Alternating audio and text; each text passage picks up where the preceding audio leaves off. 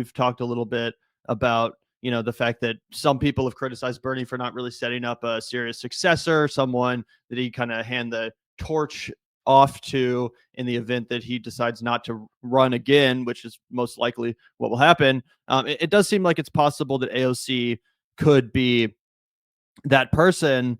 But yeah, let's take a look over here. Oh, okay. Oh, sorry. If you have one pulled up. Oh, you're good. No, it's fine. This one works.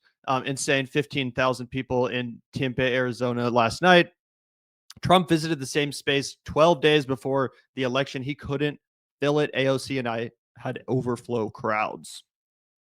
Yep, Americans. The message is clear, right? And this is the deal. And when you give people a real alternative to fascism, they will show up, right? When you give people a real alternative to what Donald Trump is offering, they will show up in droves. I mean, this is crazy, guys. I mean, it would be hard to fill a rock concert crowd like that. You know what I mean? How many acts do you think would draw in Tempe, Arizona, a crowd like that? Not very many. And to see two politicians do it from the other side of the country, I mean, this is a senator from Vermont and a congresswoman from New York, but they're saying, we hear you. We understand you're getting screwed. We know the rest of the Democratic Party is not meeting the moment, and we want to band together, right?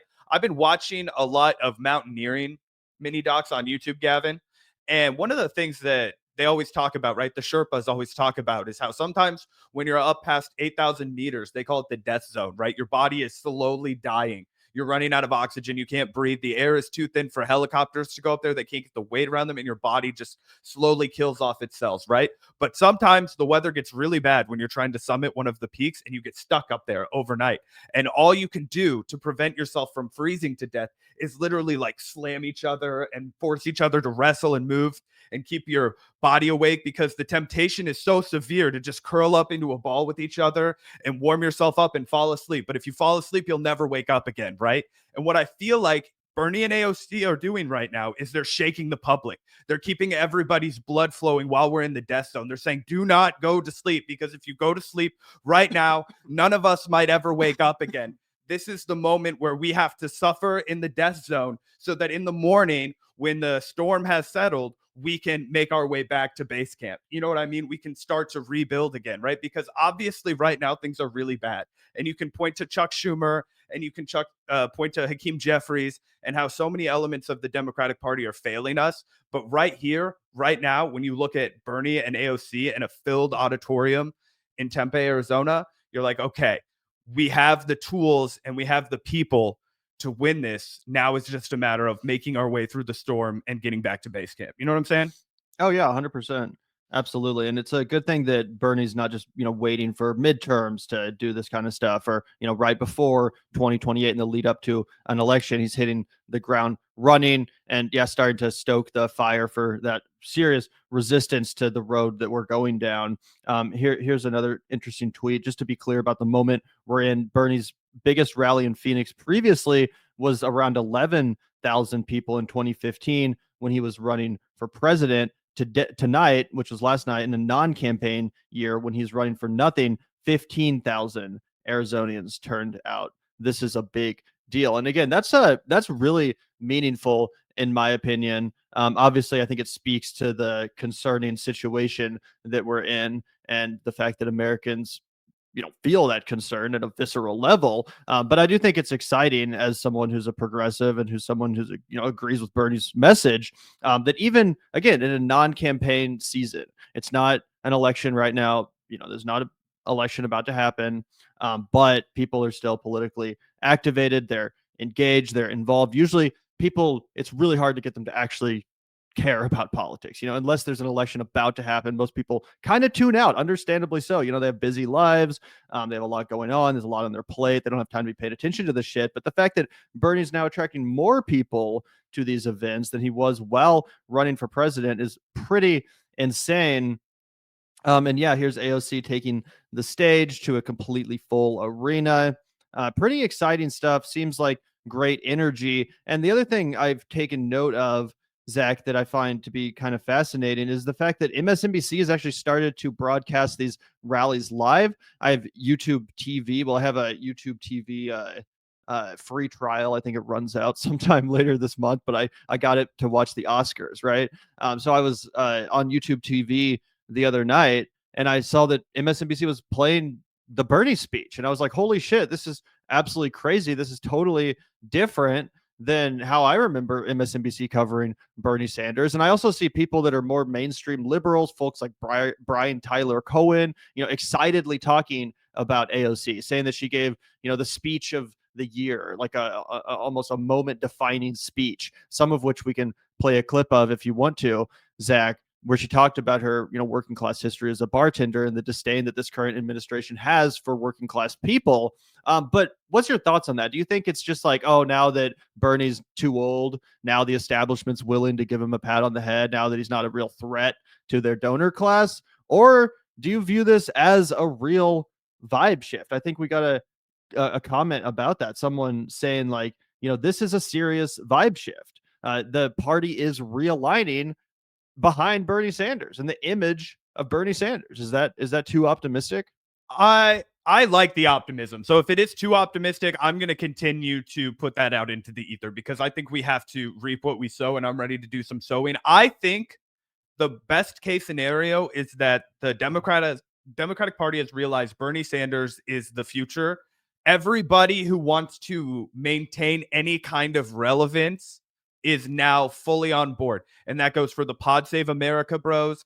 That goes for the Brian Tyler Cohens. That goes for anybody who would have sat on the fence last time around. That goes for even the Ezra Kleins of the world, I bet, will ultimately decide, hey, Bernie Sanders is our guy because he's the only one that can win, and we're tired of losing. And none of us in the media will have jobs anymore if the Democrats just continuously roll over. We can't make anybody excited about the resistance if you put up Chuck Schumer. We can't make anybody excited about the resistance if you put up Hakeem Jeffries. We can't put up anybody who's excited about the resistance when Debbie Wasserman Schultz comes on MSNBC. We need people who are real fighters. We need people who are going to engage and mobilize the public because we need to have an audience, right? When we sold people a revolution, when we sold people, hey, this is the threat of fascism, we need somebody out here who's going to now take it seriously. Bernie is taking it seriously. Tim Walz is taking it seriously. AOC is taking it seriously. And I think that's just good for their bottom line. So because it's good for their bottom line and because it's also good for the American public,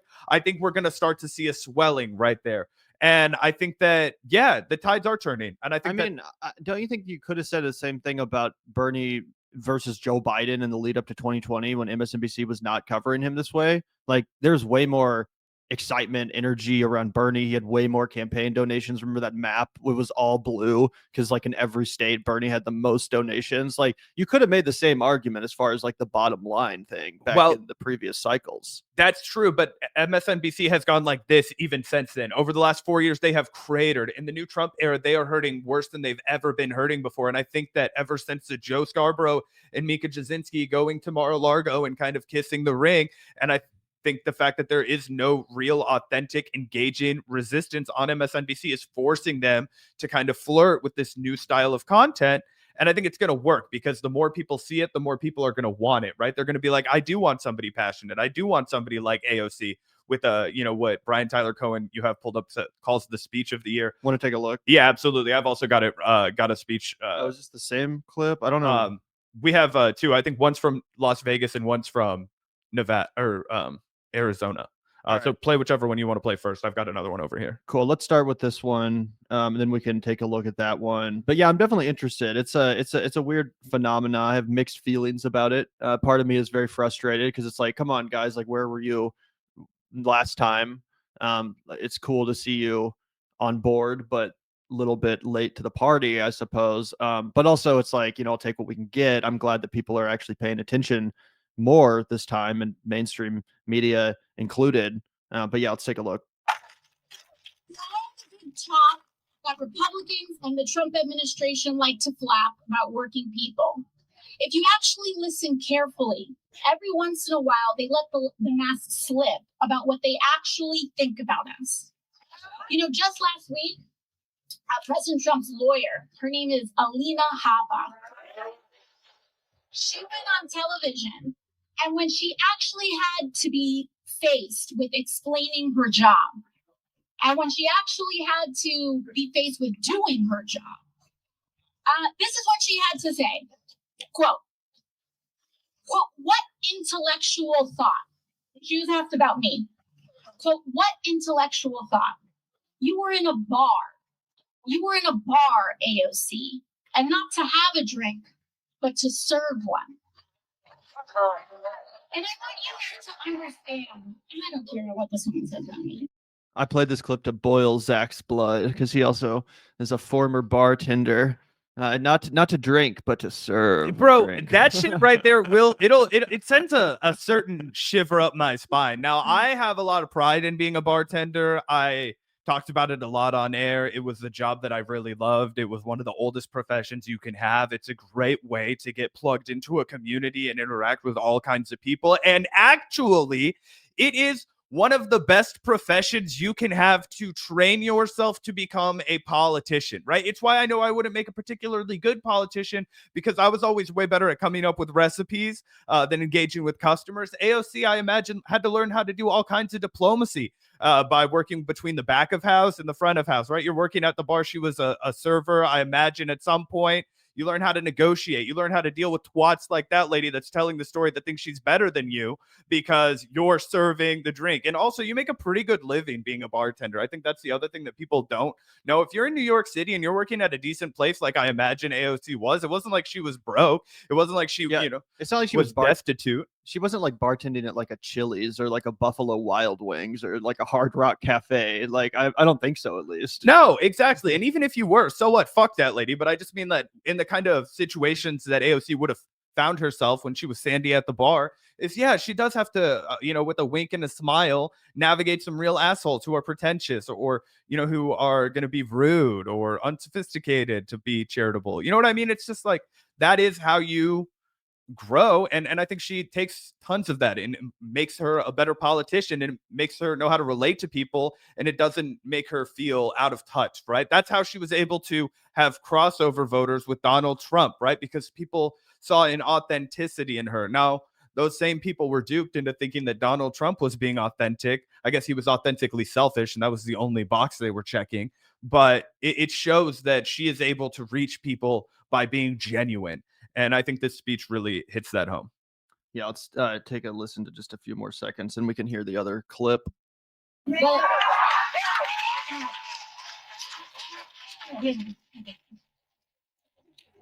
want you to understand that she isn't just talking about me here. She's talking about you. She's talking about all of us. Because the entire job of the president's lawyer is to speak for him. Trump hired her to speak for him. So imagine what it means for our country that the president's own lawyer cannot even conceive of a working class person being intelligent simply because of the job that they have. So I think that's a pretty good message, and it definitely speaks to why she's able to attract those Trump AOC voters, the ones you just referenced, Zach, the people in her district that voted for Trump at the top of the ticket, but then also voted for her, a Democrat, a progressive, Democratic socialist at the congressional level. So, I've been very honest about my criticisms of AOC. I do not think that she properly represented an aggressive left flank resistance under the neoliberalism of Joe Biden, right? I don't think she properly put up much of a resistance to a guy like Hakeem Jeffries becoming the leader of the Democrats in the Congress. I think there's a lot of criticisms you can make of AOC, but I do have to keep it real and give her credit for delivering a pretty potent class-based message here, one that I don't think will turn off people that might be on the fence. I don't think she's, descending into a fit of virtue signaling in these appearances. I think she's doing a really good job keeping it real. Oh, 100%. And I just want to supplement AOC's point with this clip of Peter Thiel, right? So if you guys don't know, Peter Thiel bankrolls all of your least favorite right-wing commentators, right? Peter Thiel, Elon Musk, they came up in the same boat. And these are the people that are now arm in arm, hook, line, and sinker in bed with the Donald Trump administration. Here's what their biggest critique of Tim Walz was. They didn't think he was elite enough. They didn't think he went to a fancy enough school. The only group that still believes in the elite universities, in a way, are the conservative Republicans. And so if President Trump were here, he would tell you that he went to Penn, an Ivy League school. Only very smart people, David, go to Penn. Yeah. And he talked about that for quite a while. And J.D. Vance went to Yale Law School. It's the top law school in the country. And, at the margins, there are other reasons we think he's good, but this is a credential we like about him. On the margins, there are other reasons why we think he's good, but this is one of the top things we like about him, where he went to college, okay? And any sort of elite credentialing has collapsed on the left. It was, Bill Clinton was a Rhodes Scholar, Yale Law. Hillary Clinton was Yale Law. Obama was Harvard Law. I think Kerry was Harvard undergrad. And there was some way, the Democratic Party used to be more elite. Did Kamala Harris not go to one of these fucking super elite schools? Did she go to like UMKC like I did or some shit? She went to an HBCU, I believe. But still a pretty damn good one, I would imagine. Oh, of course. No, but that's why this whole thing came up, is because they want to undermine HBCUs and they want to undermine. Which one did she go to? Because Because they're still pretty. I'm not sure. Yeah, no, definitely. Like, I wasn't going to get into anywhere like that. And then when Biden said he was a transitional candidate, it wasn't a transition. He was not going to have a sex change operation. Oh, yeah, she went to Howard. Okay, that's what I thought, but I didn't want to be wrong. And then the University of California, Hastings College Law. So I guess that's not, that's not good enough. If it's not Harvard, then you're a dumbass moron. Oh, you went to a state college with the regular kids? Oh, you went to public school. Gross. This is a guy, Peter Thiel. You can look this up. I swear to God, where he went to elementary school, they celebrated Hitler's birthday. Okay, that's a fact. Look that up. But it was transitional from smart to dumb, from elite to very non-elite. And then, Kamala was even Howard was not Harvard. You couldn't even point this out. It's probably said what I just was joking about. Not Harvard. Howard, not fucking Harvard. Racist thing to say or something. Also, I'm sorry, but this guy looks like he's trying to be Nosferatu. Like, he looks like a blood-sucking ghoul. He looks like he has had more plastic surgery than the woman from Brazil. Yeah, he's a crazy motherfucker. But anyway, I just wanted to bring that home for everyone. Like, that is what AOC is referencing when she's talking about how everyone in the Trump administration hates you if you're working class. It's not a joke. They think that you are a Philistine. They think you're a plebeian. They think you're low class if you went to a state law school. Okay, you're a lawyer, you passed the bar. Oh, but where did you go? Oh, you went to a UC school? The UC school system is actually really fucking good, okay? That's what's crazy. Yeah, that is pretty crazy. And it's not like Peter Thiel would have supported, like, what was the inference, like, that he would have supported Kamala Harris if she had gone to Harvard? Like, oh, if she'd gone to Harvard and Tim Walz had gone to Yale, then, oh, I would have been all in on this ticket. But I just can't have this. I can't have this, these standards of education. Yeah, I would have opposed them, but they would have had some dignity. We would have still had a little bit of a dignity in this country, like when Bill Clinton and Barack Obama. The Rhodes Scholar. That's why we got to get Pete Buttigieg in there. He's also a Rhodes Scholar. What a useless fucking designation that no normal person cares about. I don't think your average person even knows what that means. Oh, this person's a Rhodes Scholar. Go tell your average like construction worker that, or like you're just an average voter. Most people don't give a fuck.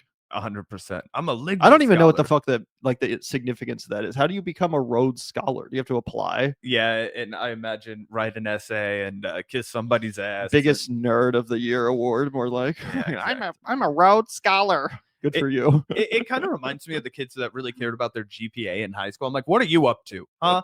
Your life's so fucking fantastic. You had a 5.0 GPA. The Kuma Summa Laude or whatever the fuck. Yeah. Good for you, bro. No one's going to give a shit about that in like 3 years. Yeah, suck my ass. Chief. Yeah. Here's another clip I did want to react to of AOC because she was really on fire. And again, there are criticisms that you could make of AOC, but right now I think she has to be one of the best movement leaders that we've got.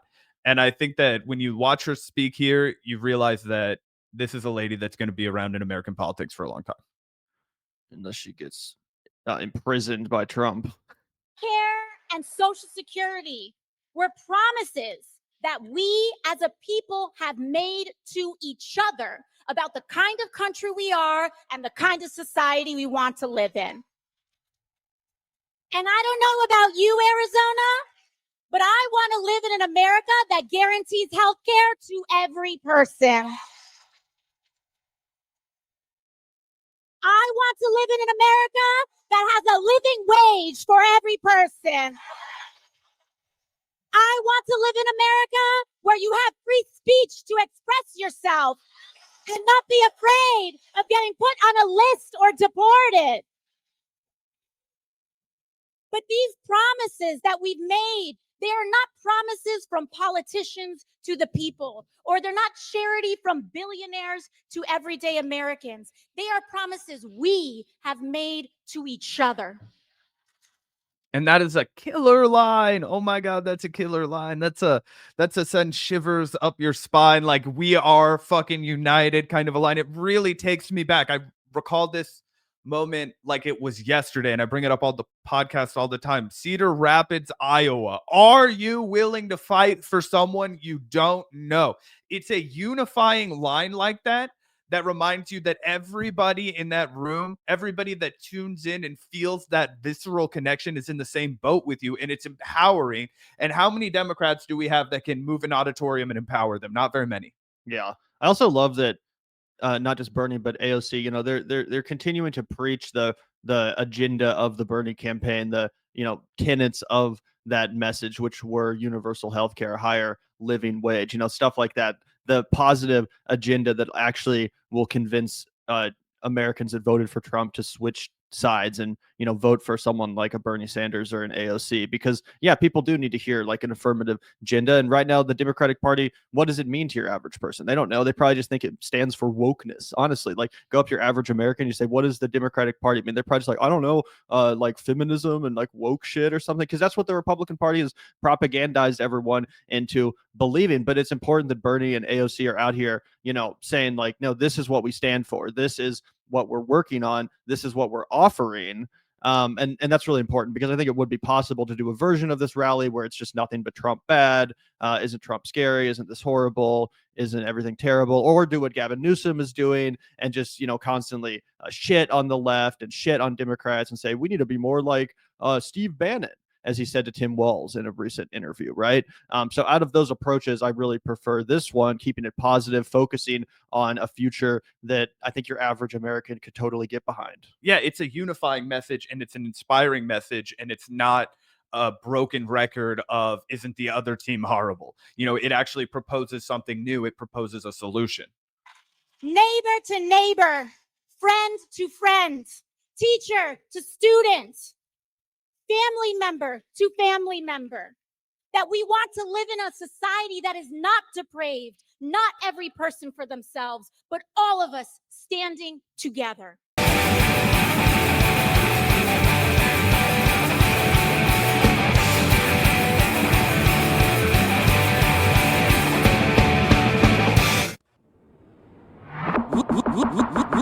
Look out the door if you hear an ambulance.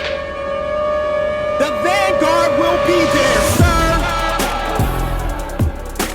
The Vanguard will be there, sir. The Vanguard will be there, sir. The Vanguard will be there. Be there. The Vanguard will be there.